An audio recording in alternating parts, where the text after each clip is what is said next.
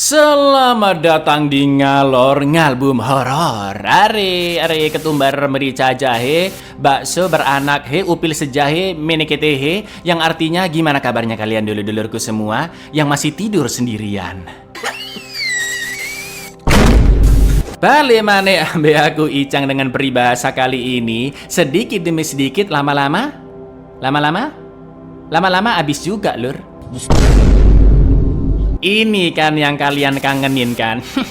Dijamin bagus banget lur, asli harus nonton sampai habis ya. Jadi mari kita masuk ke film India he, bergenre thriller action misteri he, yaitu Aryan tahun 2025. Mengisahkan tentang seorang pembunuh berantai yang sudah mati, namun dia masih bisa membunuh satu orang setiap harinya sampai 6 hari ke depan, dan seorang polisi pun berusaha menghentikannya. Loh kok bisa Cak seperti itu? Penasaran dong? Langsung aja kita ke requestan pertanyaan maut dari dulurku Firdaus LHD. Cak, apakah benar CWK yang inisialnya A kalau diinjek mukanya nggak marah? Setauku sih enggak lur ya. Cobain aja. Ntar kasih tahu gimana hasilnya lur, oke? Monggo skecaaken. Film dimulai dengan seorang pria misterius yang menyeret mayat dan membakar hutan. Namun ternyata mayat yang dibakar bukan hanya satu lur, tapi beberapa orang sekaligus dan membentuk huruf A. Baru mulai aja udah bikin penasaran ya kan lur?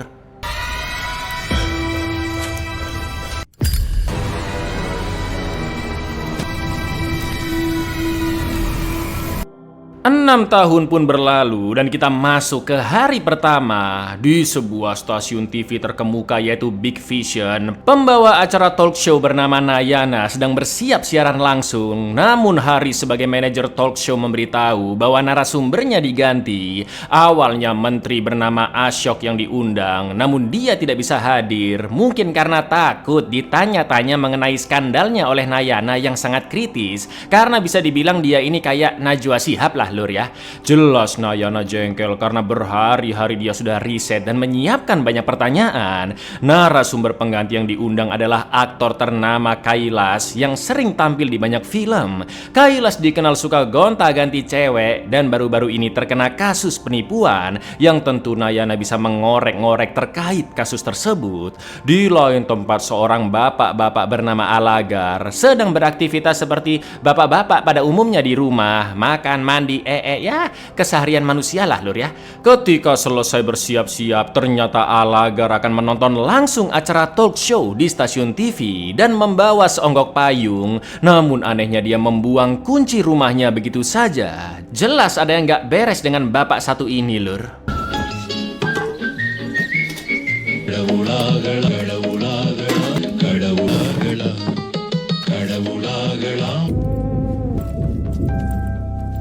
Tak lama kemudian acara talk show Mata Nayana pun dimulai tepat di jam 7 malam dan ditonton banyak rakyat India. Gak pakai babi Bu Nayana langsung bertanya tentang tuduhan penipuan. Namun dengan tenangnya Kailas menjawab jika itu akal-akalan orang yang ingin merusak reputasinya. Kailas yakin masyarakat India bisa menilai sendiri dan dia juga sangat respect dengan jutaan fans-fansnya di luar sana. Tapi tiba-tiba dari bangku penonton Alagar mengatakan jika Kailas adalah orang bodoh dan fans-fansnya juga orang bodoh. Agar situasi tidak awkward, Nayana pun mengatakan jika penonton boleh berpartisipasi dan Kailas bisa menanggapi Alagar. Setelah itu Alagar langsung turun ke panggung dan menolak ketika diminta balik ke bangku penonton. Dengan lantangnya Alagar terus mengejek-ngejek Kailas yang membuat Kailas jadi emosi dan akan meninggalkan studio. Namun yang terjadi lur, இந்த மாதிரி கேனப்பையெல்லாம் வச்சு ஷோ நடத்தணும்னு தலை எழுத்து. Sir, கொஞ்சம் காப்பாடுங்க. Kailash, let me handle this, please. கெஸ்ட கூப்பிட்டு வச்சு Request Kailash to sit down, please. அசிங்கப்படுத்துவீங்களா?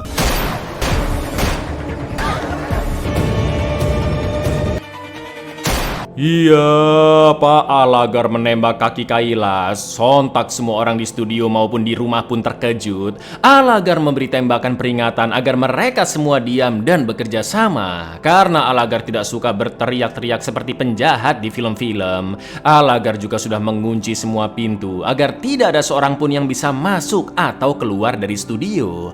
Setelah itu Alagar meminta siaran langsung tetap dilanjutkan. Karena jika tidak maka dia akan membunuh Nayana. Situasi pun begitu tegang. Alagar memberikan kain untuk Kailas agar bisa melilit luka tembaknya. Dan dia memberitahu bahwa dalam 1 jam ke depan, seseorang bernama Narayanan akan mati.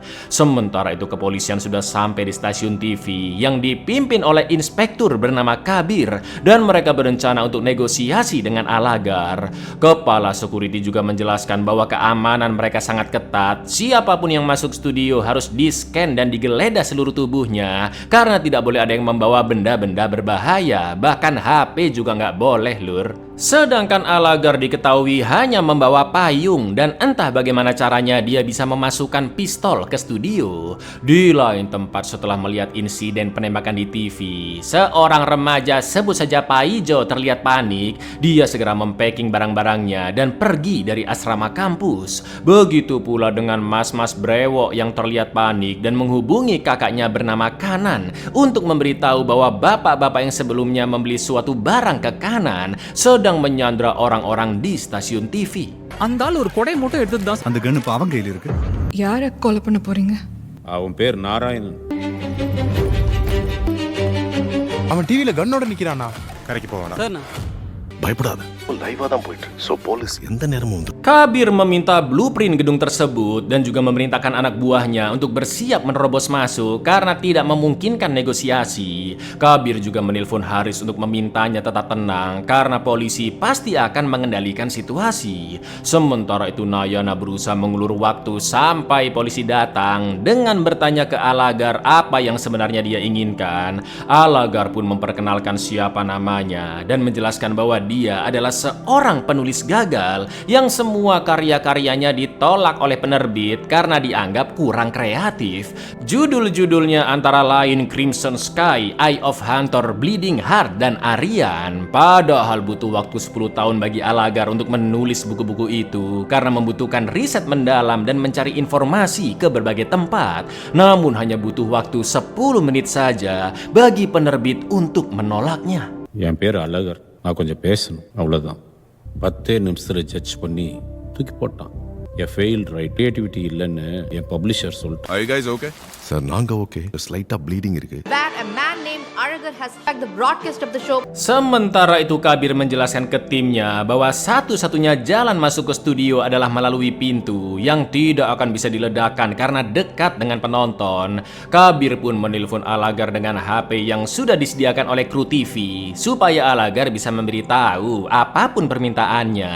Namun Alagar langsung menutupnya tanpa berbicara apapun. Alagar mengatakan ke Nayana jika yang dia inginkan hanyalah agar orang-orang membaca buku-bukunya. Maka dari itu Alagar akan menciptakan mahakarya, yaitu kisah pembunuhan berantai yang sempurna dan semua orang akan ikut berperan di dalamnya. Alagar pun menceritakan kisah tersebut jika dia akan membunuh 1 orang setiap harinya dimulai dari hari itu sampai 5 hari ke depan, yang mana artinya total ada 6 korban, Lur. Alagar juga akan memberitahu siapa target yang akan dia bunuh 1 jam sebelum eksekusi dan mempersilahkan kepolisian atau siapapun untuk menyelamatkan korban karena Alagar yakin target-targetnya pasti akan tetap terbunuh. Mendengar itu dengan beraninya Nayana mengatakan jika kisah kejahatan Alagar sangatlah klise karena sebagai pecinta novel misteri pembunuhan, Nayana sudah membaca ratusan novel dengan plot yang sama seperti itu. Bahkan Nayana membenarkan pendapat penerbit yang menyebut Alagar tidak kreatif dan kurang orisinil. Namun Alagar hanya meresponnya dengan tertawa. Ngeri kali sumpah. நீங்கள் வேணா காப்பாற்ற ட்ரை பண்ணுங்க. But they will die. அடுத்த 5 நாளைக்கு ஒரு கேரக்டர், 5 நாள் 5 கொலைகள். நாவல்ஸ் நான் உங்களுக்கு காட்ட முடியும். ஒரிஜினலே இல்ல சார், ரொம்ப பழசு. I'm sorry but such a cliché. உங்க பப்ளிஷர் சொன்னது உண்மைதான் sir. Kabir sudah membagi timnya untuk mendobrak masuk, menangkap Alagar, dan mengamankan seluruh penonton. Di lain sisi, kru TV memberikan daftar penonton ke Haris, dan dia pun terkejut ketika melihat nama Narayanan. Haris pun langsung memberitahukannya ke pihak polisi agar segera diteruskan ke Kabir yang sebentar lagi mendobrak pintu. Ternyata, Lur, Alagar adalah nama pena atau nama samaran yang biasa digunakan penulis, sedangkan nama aslinya adalah Narayanan. Haris juga memberitahukan hal tersebut ke Nayana yang jelas dia pun bingung. Lantas bagaimana cara Alagar membunuh 5 orang selama 5 hari ke depan jika malam itu Alagar bundir, ya kan? Alagar pun hanya tersenyum dan mengatakan, apakah itu masih klise Nayana? Lalu Alagar memperingatkan jika setelah ini Nayana akan menjadi pemeran utama dalam cerita yang akan terus diinterogasi polisi. Alagar menjadi penjahatnya, sedangkan sosok pahlawannya akan segera muncul. Bahkan meski Alagar sudah mati, pahlawan itu akan mencoba menghentikan pembunuhan-pembunuhan yang dilakukannya, tapi dia selalu gagal. Tak lama kemudian tim kepolisian pun mendobrak pintu studio dan Alagar mengatakan di depan kamera serta penonton di sana bahwa inilah awal dari kisah kejahatan sempurnanya dan korban pembunuhan di hari pertama adalah Narayanan alias dirinya sendiri lur. Dan inilah Aryan. எப்படி 5 பேரை கொலை பண்ண முடியும்? இத்தட்ட கிளீஷே நைனா ஹீரோ இன்னும் என்ட்ரியே கொடுக்கல. நிறைய ட்ரை பண்ணுவான், அவனால முடியாது. Murder number 1 Narayanan.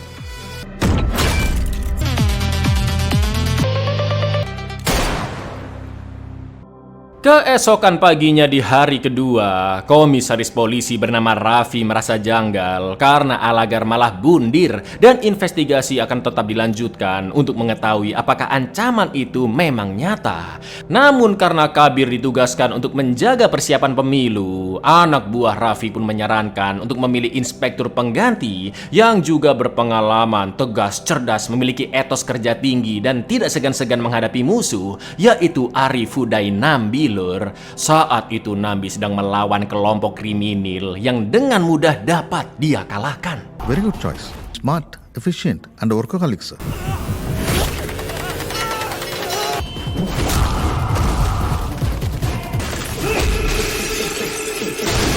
Dari sana Nambi pun pergi ke pengadilan agama karena dia digugat cerai dengan istrinya yang bernama Anita. Mereka sudah menikah selama 6 tahun, namun 2 tahun terakhir sudah pisah rumah karena Anita tidak tahan dengan Nambi yang terlalu ambisius dan hanya mementingkan pekerjaannya sampai jarang pulang ke rumah. Pengacara Anita juga mengatakan jika kliennya menginginkan anak, tapi Nambi selalu menolak karena menganggap kehadiran anak dapat mengganggu pekerjaannya. Sudah 6 bulan lamanya sejak pengajuan gugatan, namun karena Nambi masih menolak bercerai, hakim pun memberi waktu 3 hari lagi untuk keputusan terakhir. Di luar mereka sempat ngobrol 4 mata dan Anita mengatakan jika dia menggugat cerai bukan karena tidak mencintai Nambi lagi, tapi karena khawatir dengan pekerjaannya yang sangat berbahaya. Nambi pun teringat kenangan manisnya bersama Anita yang ternyata 6 tahun lalu mereka berkenalan saat Nambi menangani kasus pembunuhan berantai di hutan seperti di awal film, dan Anita adalah petugas forensiknya lur. Kerja kerja, malah cinlok blok.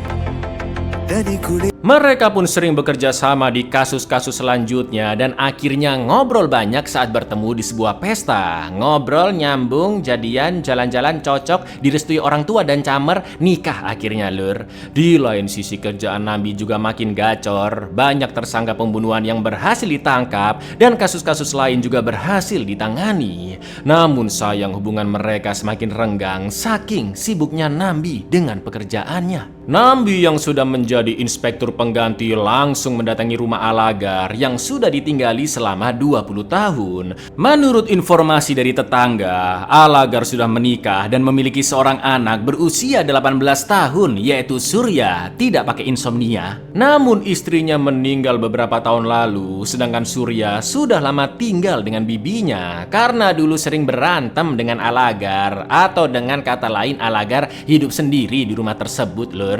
Setelah mengecek ke seisi rumah, Nambi yakin Alagar adalah sosok yang cerdas karena tidak ada petunjuk berarti yang ditemukan. Alagar juga telah membakar semua kartu dan berkas-berkas pentingnya yang hanya menyisakan buku harian tua namun isinya kosong. பையன் பேரு சூர்யா. அவங்க அம்மாவோட தங்கச்சி நிறைய சண்டை போடுவார் சார். இங்க வாழ்ந்த மாதிரியா தெரியுது சானோ, அது மட்டும் தான் இப்ப பாத்துட்டு இருக்கோம். Sir it's old diary.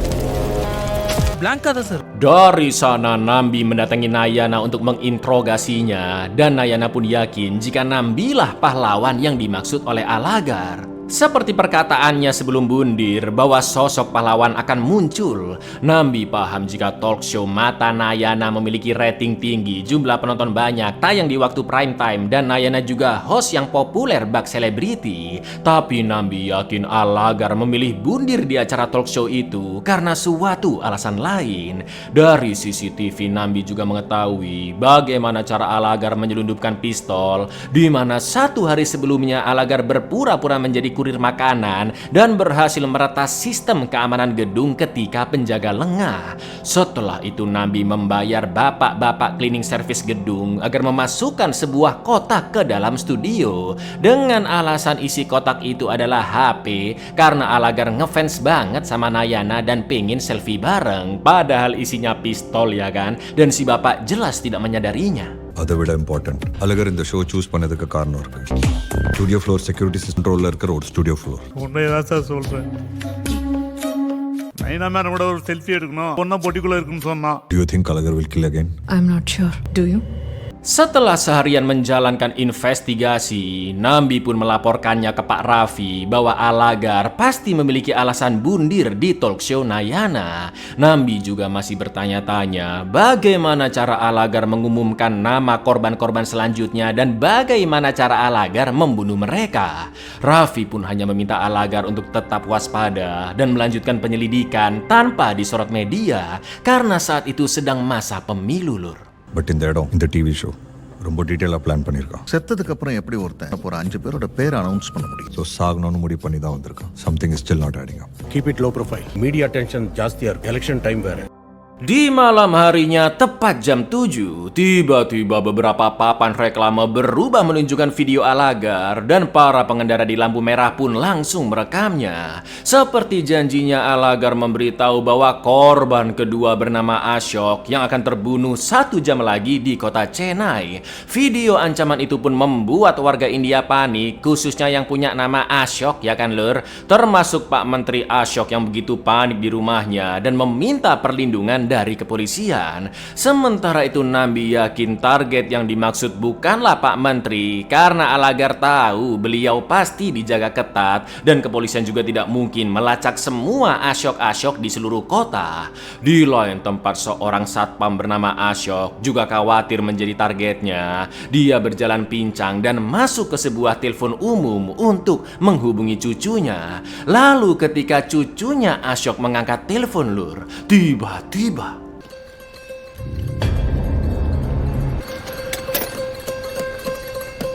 Halo Tata. Daisy. Iya, seonggok bom meledak dan membunuh Ashok. Nambi pun segera datang ke TKP dan polwan bernama Sresta yang memimpin di lapangan menjelaskan jika bom menggunakan bahan RDX berdaya ledak ringan yang sepertinya hanya ditujukan untuk membunuh Ashok. Pemicu ledakan ada di dalam telepon dan bom otomatis aktif ketika sambungan telepon terangkat. Nambi pun langsung memerintahkan timnya untuk mencari tahu identitas korban lebih dalam, siapa yang tadi dihubunginya, dan daftar pemasok bahan peledak tersebut karena mungkin ada hubungan antara Alagar dan Ashok. Media pun semakin ramai membicarakan Alagar yang diduga benar-benar membunuh Ashok sesuai ucapannya. Lalu keesokan paginya di hari ketiga, Nambi mendatangi kos-kosannya Ashok yang terlihat sangat kumuh. Nambi juga menemukan koper Ashok yang berisi baju-baju, boneka, foto-foto keluarga, dan ternyata Ashok adalah mantan angkatan darat India, Lur.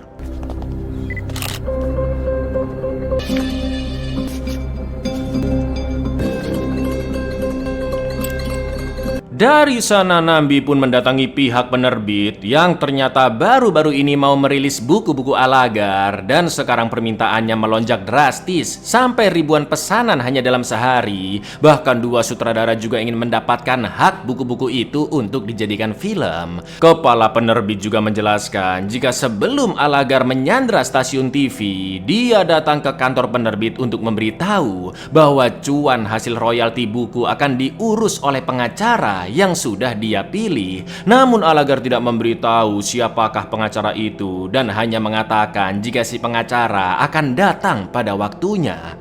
Setelah itu Nambi menelpon Nayana untuk membahas 4 buku karya Alagar. 3 diantaranya sudah bisa ditemukan di toko Lur dan hanya 1 yang tidak ada dimanapun, yaitu buku berjudul Aryan karena memang belum diterbitkan. Nambi dan Nayana sama-sama sudah membaca ketiga buku tersebut yang ceritanya tidak berhubungan dengan pembunuhan berantai saat ini.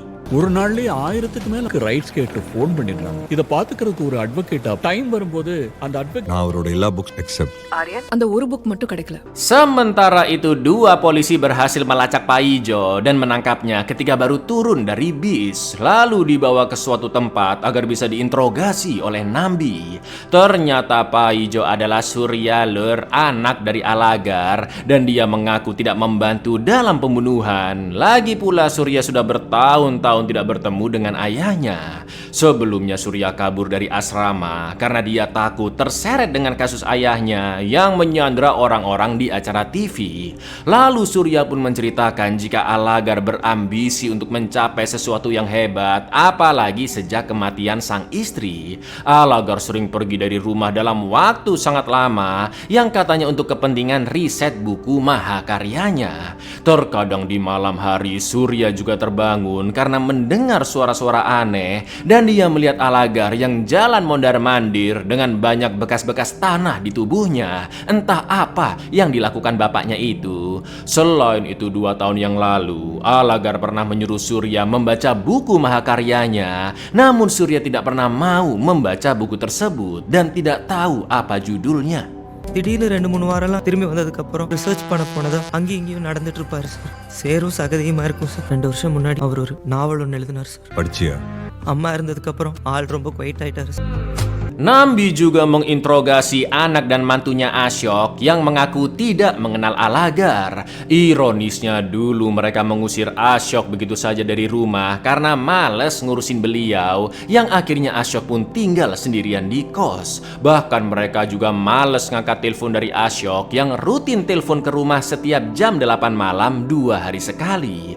Mendengar itu Nambi pun geleng-geleng kepala dan sengaja mengabaikan mereka tanpa menyuruh pulang sebagai hukuman ringan karena telah menelantarkan orang tua sendiri. அழகரை தெரியுமா? எங்களுக்கு அழகர் யாருன்னு தெரியாது. உங்க பொண்ணுகிட்ட போனை வாங்கி ஒரு தடவாவது பேசியிருக்கீங்க? கரெக்டாக நைட்டு 8 மணிக்கு 2 நாளைக்கு ஒரு வாட்டி கால் பண்ணுவார். வயசான அப்பாவை வேணாம் அசோக்காக இல்லைன்னா அப்புறம் என்னையா?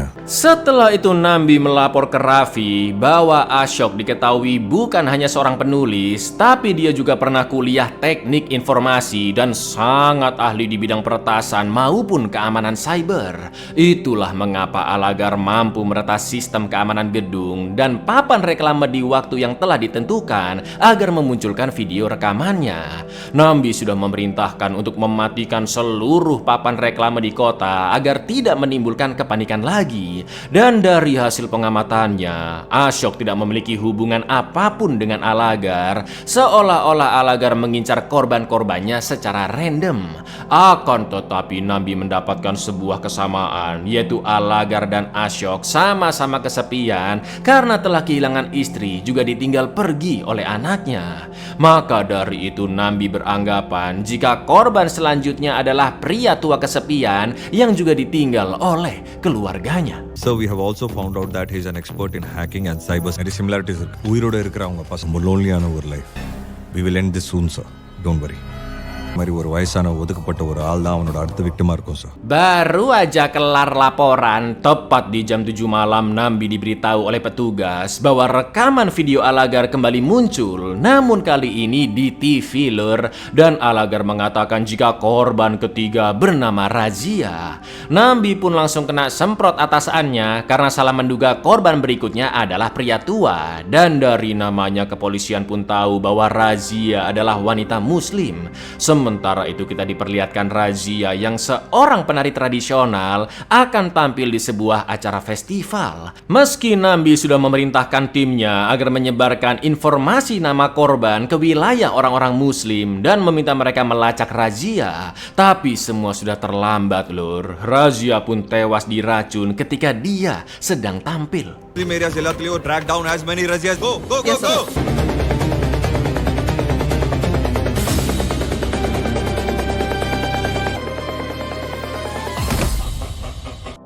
Keesokan paginya di hari keempat, dokter forensik memberitahu bahwa Razia tewas diracun sianida yang telah dicampur ke dalam lipstik riasannya. Razia selalu membawa make upnya sendiri untuk perform dan dia juga terbiasa make up sendiri lur. Karena di gedung festival nggak ada CCTV, Nambi pun mengerahkan timnya untuk mencari tahu siapa yang memasok sianida ke Alagar dan informasi mendetail tentang Razia.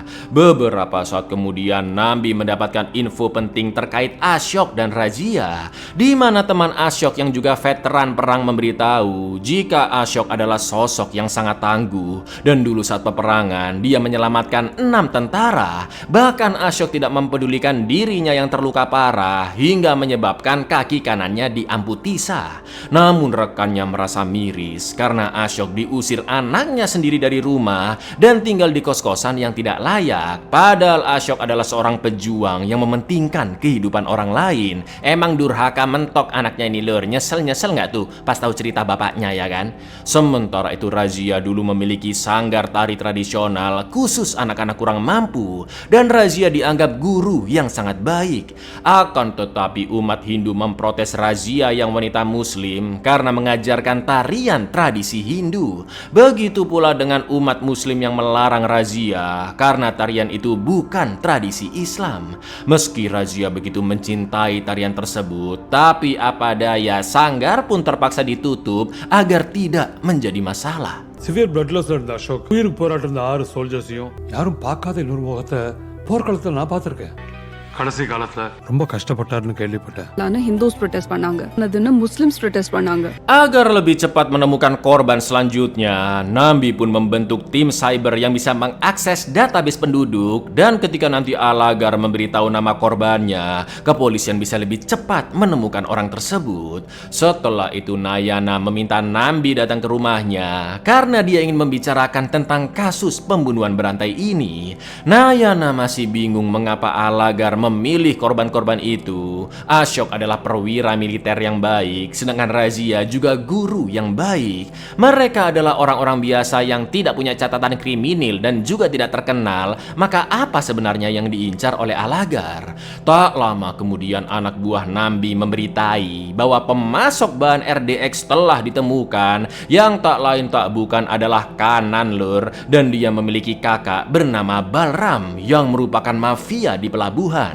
Gak pakai lama Nambi langsung mengejar Kanan sebelum dia kabur ke laut, dan di pelabuhan kroco-kroco Kanan pun menghadang Nambi dengan berbagai senjata, tapi haha dibantai semua sama Nambi lur.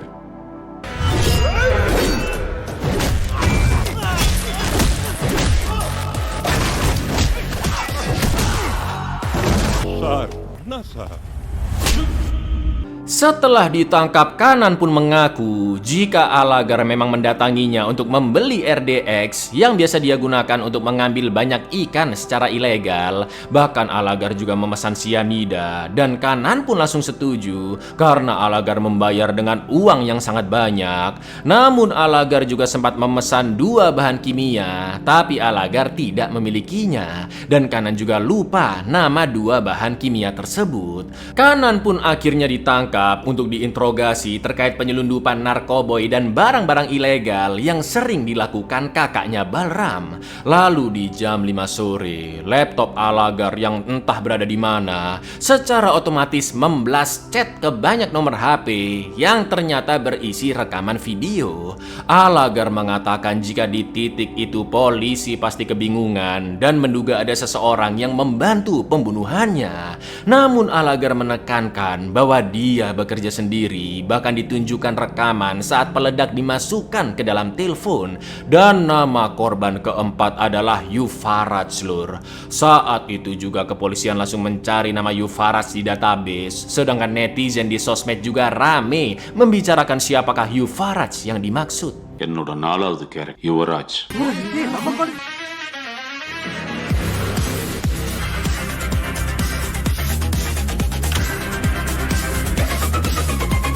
Anehnya sampai jam 11 malam tidak ditemukan korban bernama Yufaraj yang mungkin kali ini Alagar gagal membunuhnya. Karena terlihat kelelahan serta kurang tidur, anak buah Nambi pun memintanya pulang untuk beristirahat. Di lain sisi, Balram dan komplotannya mulai geram dengan Nambi karena telah menghajar banyak anggota, juga menangkap Kanan. Jika Kanan terus dipojokkan oleh pihak polisi, bisa-bisa dia membocorkan penyelundupan narkoba yang dilakukan oleh Balram. Maka dari itu Balram menyuruh anak buahnya untuk menguntit Nambi dan segera membunuhnya jika ada kesempatan.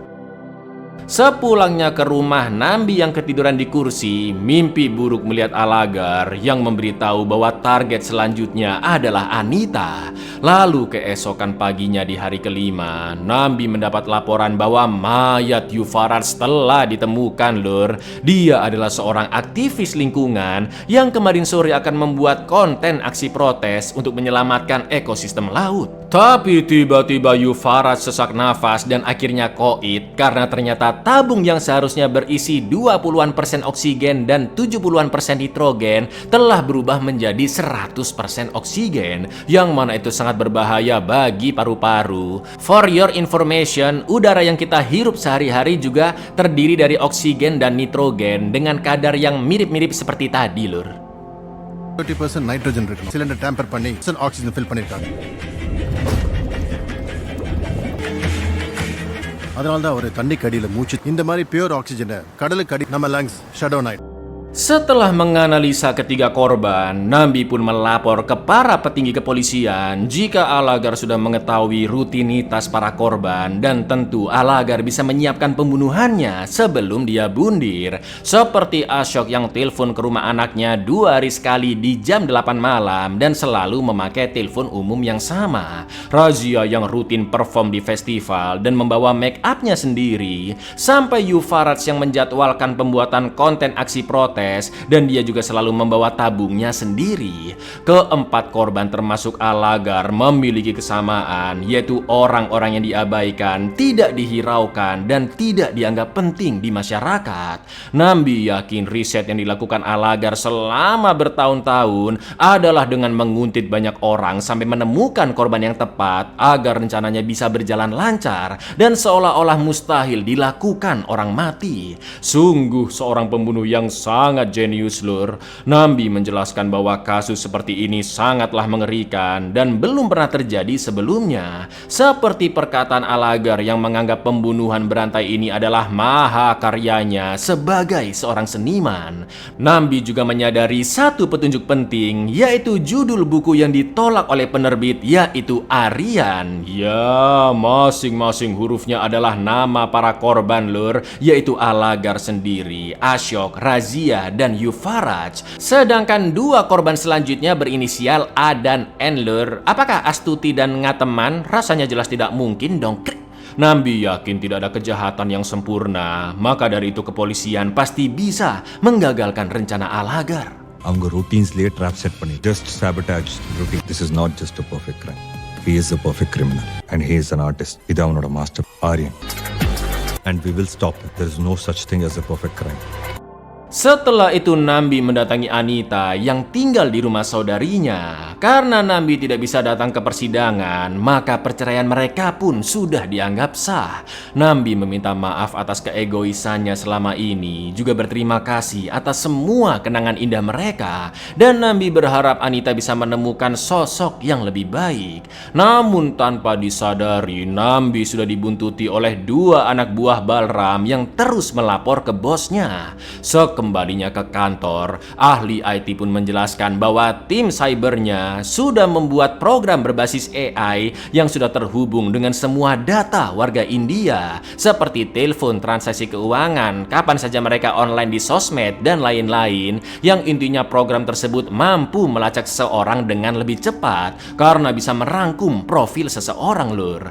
Meski begitu akan butuh waktu jika nama korban berikutnya pasaran, seperti VJ kalau di India, Agusta atau Agus lah kalau di Indonesia. Beda cerita kalau namanya Bahlil pasti cepat ketemu lur. Ahli IT juga memberitahu jika timnya bisa melacak pesan video Alagar beberapa saat sebelum disebar ke publik agar polisi bisa lebih cepat bergerak. Tak lama kemudian Nambi mendapat info bahwa seorang pengacara baru saja mendapat kiriman paket dari Alagar yang ternyata berisi surat wasiatnya, dan pengacara itu ditunjuk untuk menjalankan wasiat tersebut.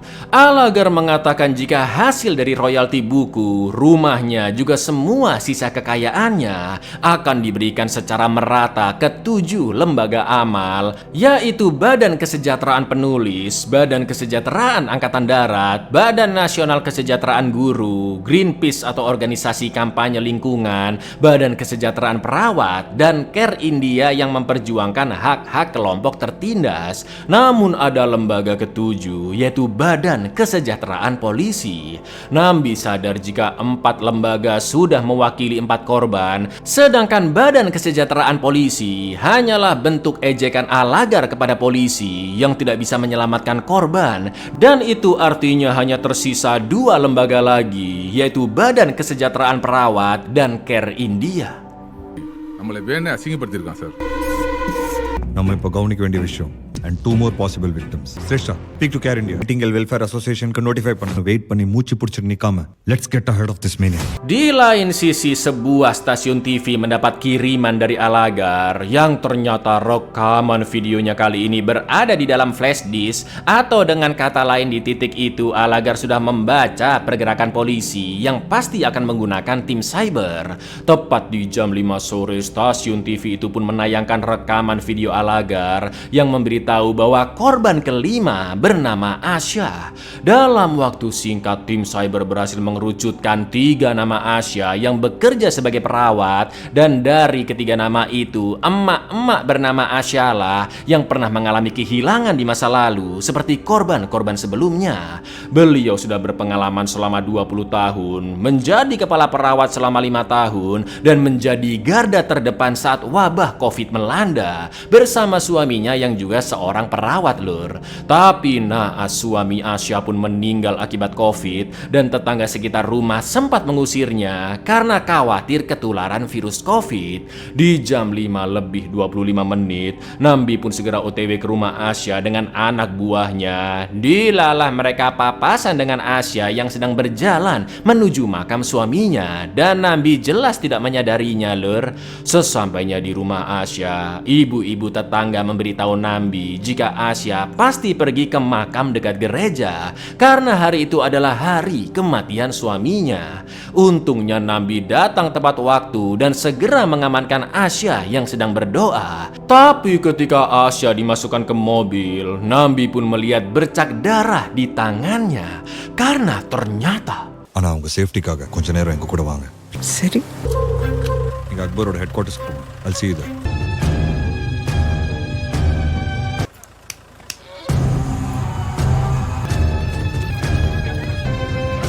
Iya, Asya mati karena menghirup asap lilin yang selalu dia bawa ketika ziarah ke makam, dan lilin itu sudah tercampur bahan kimia yang sangat mematikan lur. Berita kematian Asya pun tersebar dan polisi dianggap lelet bekerja karena tidak bisa menyelamatkannya. Sementara itu Nambi sangat emosi karena lagi-lagi Alagar selangkah di depannya, dan yang dia bunuh selalu orang-orang baik. Lalu keesokan paginya di hari terakhir, yaitu hari ke-6, seorang ibu-ibu petugas kebersihan taman menemukan HP yang ditempel di bawah kursi dan langsung diserahkan ke polisi. Ternyata isinya adalah rekaman video Alagar yang telah memasang aplikasi di HP itu agar mengirim pesan otomatis di jam 7 malam nanti. Dengan kata lain, polisi masih memiliki banyak waktu untuk mengamankan korban terakhir yang berinisial N, ya kan lur? Ketika video berhasil dibuka, Alagar pun menjelaskan jika di puncak ceritanya akan dibuat lebih menarik, lebih klimaks lagi karena dia tidak mau memberitahu nama korbannya. Namun Alagar mengatakan jika orang berinisial N bisa siapa saja, termasuk Nambi yang huruf depannya juga N, ya kan? கிளைமேக்ஸ்க்கே ஒரே ஒரு N for சொல்லட்டா நம்பி sir. Mendengar itu, kepolisian pun menduga Nambilah korban terakhirnya karena juga ada lembaga ketujuh di wasiat, yaitu Badan Kesejahteraan Polisi. Apalagi profil Nambi juga cocok seperti korban yang lain, yaitu hidup sendirian dan telah ditinggal pergi istrinya Anita. Meski Nambi yakin dirinya tidak akan menjadi korban, namun kepolisian tetap memaksanya untuk tetap di kantor dan mendapat perlindungan. Nambi pun akhirnya setuju, namun anak buahnya tetap diperintahkan untuk mencari orang berinisial N, kemungkinan besar seorang aktivis yang hidup sendirian dan diabaikan. Di jam setengah 8 malam atau setengah jam sebelum eksekusi korban terakhir, Balram memerintahkan anak buahnya untuk mulai bersiap membunuh Nambi yang saat itu masih terus memantau di kantor polisi. Tiba-tiba Nambi pun teringat dengan Nayana yang bisa jadi adalah korban berikutnya karena bisa dibilang dia sering bersuara dan berpendapat seperti aktivis, ya kan? Karena teleponnya tidak diangkat, Nambi pun memerintahkan Sresta untuk pergi menemui Nayana di studionya. Sementara itu ahli IT merasa ada yang berbeda dengan video rekaman Alagar yang terakhir, dan ketika Nambi memperhatikannya lebih jeli, terdapat seonggok buku di sebelah Alagar, yaitu buku harian tua yang telah dibakar Alagar di rumahnya. Nambi pun langsung mengecek buku tersebut di ruang barang bukti dan merasa janggal saat menyentuh kertasnya. Sesuai dugaan Nambi, ketika kertas-kertas dihangatkan oleh api, muncul semua tulisan Alagar yang tersembunyi, yaitu semua rencana pembunuhannya serta denah basement rahasia yang ada di bawah rumahnya. Itulah kenapa dulu Surya sering mendengar suara aneh dan melihat Alagar mondar-mandir dengan pakaian penuh tanah karena bapaknya sedang membuat basement, lur.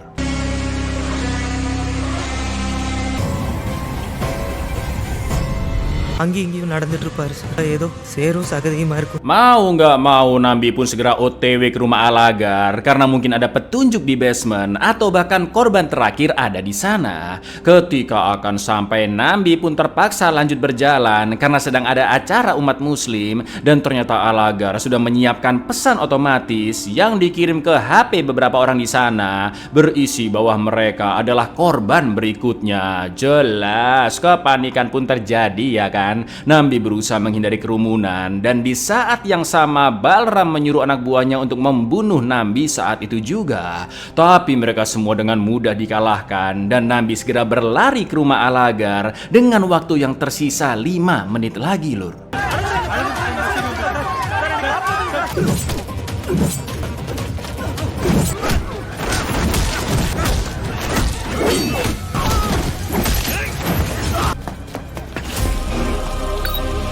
Sresta berhasil menemui Nayana yang sehat walafiat di studionya, sedangkan anak buah Nambi lainnya mendapat informasi tentang seorang aktivis yang kemungkinan dialah korban terakhir, yaitu seorang transgender bernama Nalini, dan dari kesaksian tetangga dia sudah tidak pulang selama seminggu. Begitu sampai di rumah Alagar, sesuai denah, Nambi pun langsung membuka kasur yang ternyata pintu masuk ke basement memang berada di sana. Namun tanpa sadar Nambi masuk ke jebakan Alagar dan dia pun terkurung di dalam bilik kaca. Setelah itu video Alagar muncul dan mengucapkan selamat datang kepada Nambi yang merupakan pahlawan di dalam cerita. Alagar sudah tahu Nambi yang sangat cerdas pasti akan tiba di basement tersebut, dan selama ini Alagar bekerja di sana dengan laptop-laptopnya. Alagar juga sudah memantau ibu-ibu petugas kebersihan beberapa bulan terakhir yang selalu membersihkan taman sampai kinclong, dan ketika si ibu pulang kampung selama 2 minggu, tentu hari ini dia akan bekerja lebih semangat dan menemukan HP yang sudah diletakkan Alagar sebelum dia bundir. Lalu tiba-tiba air mulai memenuhi bilik kaca dan Alagar mengatakan jika butuh waktu 10 tahun untuk merencanakan pembunuhan berantainya yang tidak akan mungkin ada kesalahan. Nambi pun berusaha menahan saluran air dan memukul-mukul kaca, tapi nihil hasilnya. Sampai akhirnya ketika air sudah penuh, Nambi pun teringat jika ada korek di sakunya yang langsung digunakannya untuk memecahkan kaca. Dan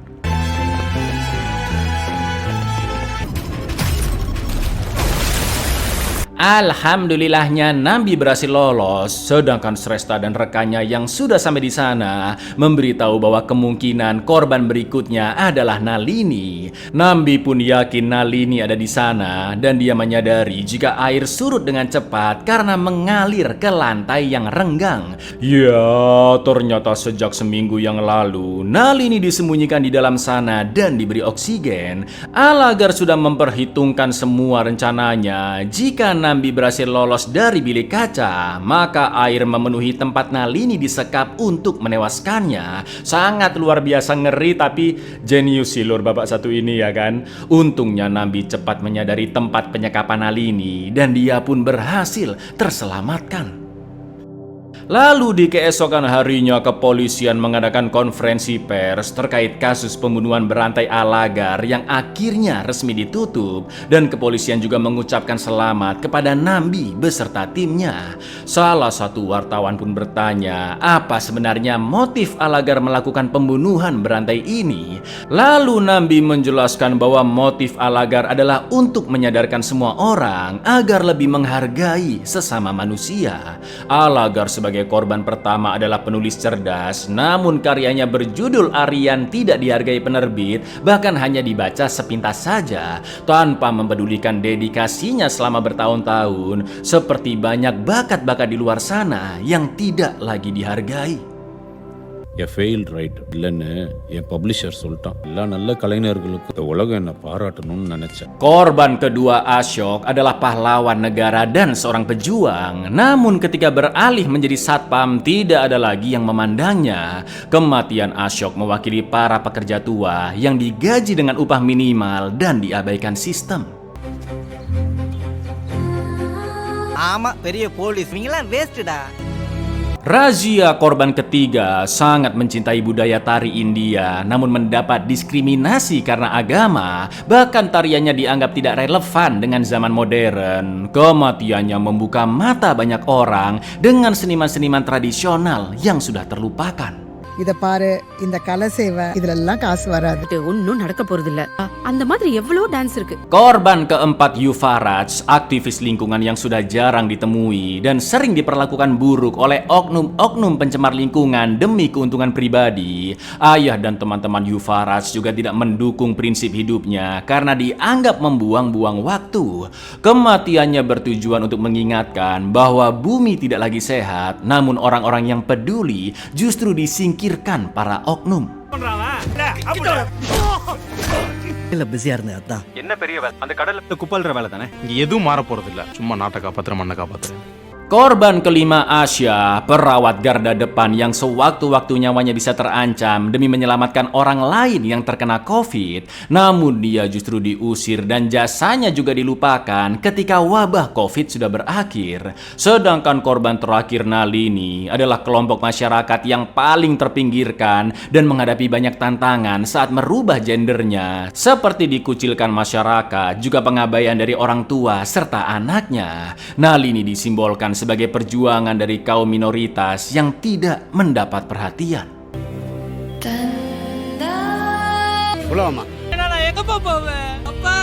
Nambi mengatakan bahwa selama ini Alagar mendekati masing-masing korban dengan cara memalsukan namanya. Disitulah Alagar mengetahui kisah hidup mereka, rutinitasnya, dan sekaligus mempersiapkan pembunuhannya. Alagar juga membunuh para korban di saat mereka menjalankan aktivitas yang begitu dicintai. Dan menurut Nambi, semua korban adalah sosok pahlawan sejati yang tidak pernah dihormati dan tidak pernah dipandang. Dengan menciptakan pembunuhan berantai seperti ini, Alagar ingin semua orang sadar bahwa setiap manusia memiliki perannya masing-masing yang sepatutnya dihargai dan tidak boleh dilupakan. Meski begitu, Nambi menganggap apa yang dilakukan Alagar tetaplah salah karena pembunuhan adalah kejahatan yang serius. Azhagar பல வருஷமா அவனோட விக்டிம் ஐடென்டிட்டியை மாற்றி பர்சனலாக பழகி இந்த உலகத்தோட கவனத்தை அவங்க அழகருக்கு செஞ்சான். They were all heroes. உண்மையான ஹீரோஸ், நெவர் ரெஸ்பெக்டட். ஒரு போலீஸ் ஆஃபீஸராக சொல்லணும்னா அழகர் பண்ணது ஒரு crime. He was just a psychotic serial killer. எதிர்பார்க்குற ஒரே ஒரு விஷயம், Belum selesai Lur, masih ada plot twist lagi di akhir film. Beberapa hari kemudian Nambi ngopi-ngopi jahe bareng Nayana dan polisi-polisi lainnya. Nayana masih penasaran apakah Alagar sudah merencanakan Nambilah yang memang akan menjadi pahlawan dan memimpin kasus pembunuhan berantai itu. Menurut Nambi itu tidaklah mungkin karena bisa saja polisi lain yang menangani kasus tersebut. Sampai akhirnya Nambi sangat terkejut Lur ketika sudah mendapatkan naskah buku Aryan. Ya, ternyata selama 6 tahun terakhir Alagar sudah mengikuti Nambi diam-diam, dan begitu melihat sosok Nambi yang berkomitmen dan berintegritas tinggi, Alagar pun yakin Nambi akan menjadi sosok pahlawan di ceritanya. Selain itu di akhir buku, Alagar masih bingung siapakah korban terakhirnya, Nambi ataukah Nalini. Itulah mengapa di hari ke-6 Nambi dijebak Lur. Jika tidak bisa lolos maka Nambi akan tewas. Namun jika berhasil lolos maka air akan menenggelamkan Nalini. Bukan hanya itu, ternyata sosok yang membunuh banyak orang dan membakar hutan tak lain tak bukan adalah Alagar. Dengan kata lain, sejak awal semuanya sudah direncanakan oleh Alagar, sang psikopat jenius, termasuk sosok Nambi yang diciptakan sebagai pahlawannya. Luar biasa gendeng memang bapak satu ini ya kan. நீயா நளினியா உன் வேலையில் இருக்கிற நேர்த்தியும் நீ தான் hero. Ya, buyar beneran sekarang Lur. Film ini terinspirasi dari kasus yang memang pernah terjadi di India, di mana ke-6 kasus tadi memang pernah ada di India tapi hanya konflik dan nggak sampai dibunuh juga ya kan. Boleh ya film ini cakep ya, mantap ya. Komen-komen di bawah apa kira-kira pendapat kalian dan assalamualaikum.